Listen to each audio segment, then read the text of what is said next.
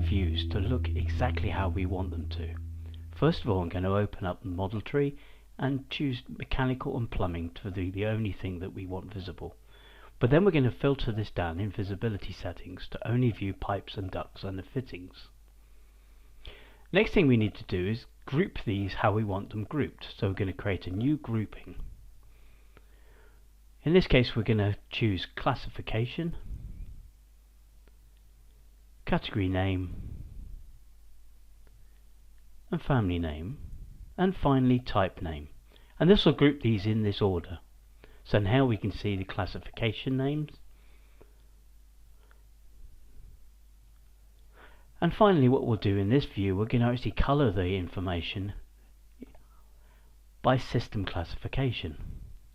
We can change the colors if needed, but it automatically gives us these colors.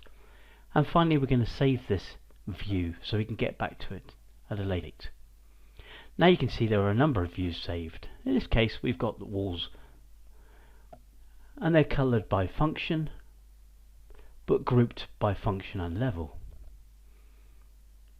This structural view, we're only looking at steel, and it's grouped again by the actual steel name. And finally, our view that we created a second ago.